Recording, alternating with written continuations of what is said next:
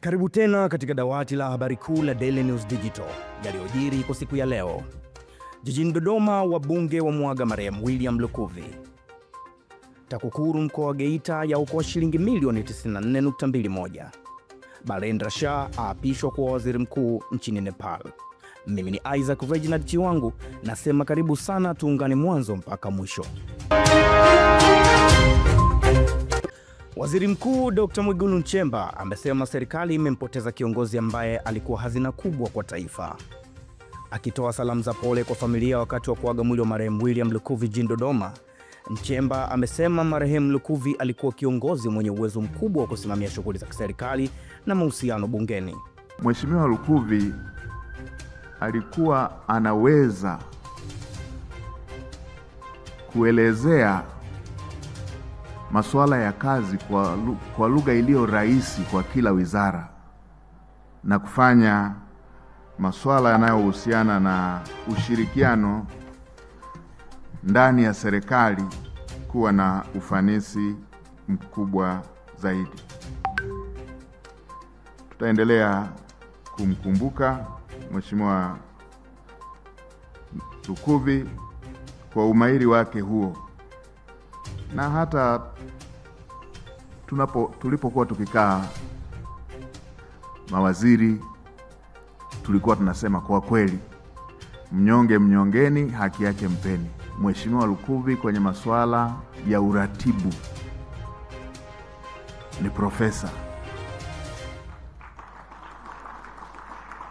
Hivyo hivyo na kwa waheshimiwa wabunge, anafanya mahusiano kati ya serikali na bunge yawe imara kila wakati.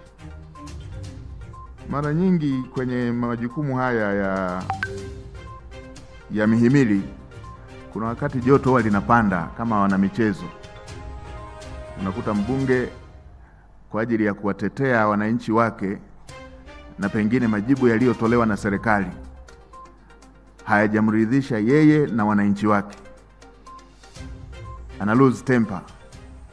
Mheshimiwa Lukuvi alikuwa ni mwalimu wa kuweza kuhakikisha mahusiano kati ya mbunge, wananchi wa jimbo husika pamoja na serikali yanadumishwa, na amefanya hivyo si mara moja, amefanya hivyo mara nyingi. Taasisi ya kuzuia na kupambana na rushwa TAKUKURU mkoa wa Geita imedhibiti ufujaji wa kiasi cha shilingi milioni 94.21 katika miradi ya maendeleo na malipo yasiyo rasmi ya fedha za umma.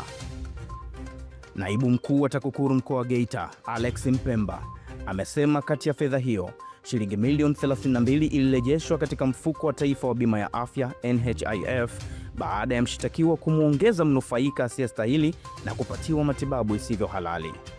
Tulisaidia kurejesha jumla ya shilingi milioni 94.2 katika udhibiti wa miradi ya maendeleo pamoja na uchunguzi na mashtaka. Kupitia utekelezaji wa majukumu yake, TAKUKURU mkoa wa Geita iliweza kudhibiti na kusaidia kurejesha fedha hizo kama ifuatavyo: udhibiti malipo ya kiasi cha shilingi milioni 25.2 yasilipwe kutokana na kifusi cha mfinyanzi kilichokuwa kimewekwa katika barabara ya halmashauri ya wilaya ya Geita, eneo la Nzera huko.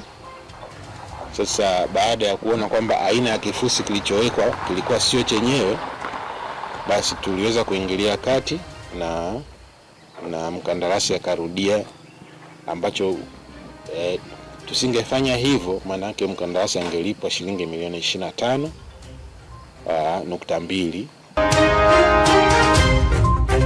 Mkuu wa wilaya ya Tabora, Upendo Wela, amepiga marufuku wakulima wa zao la korosho kuuza mazao yao nje ya mkoa huo, akiwataka kutumia mfumo wa stakabadhi ya ghala pamoja na minada ya kidijitali.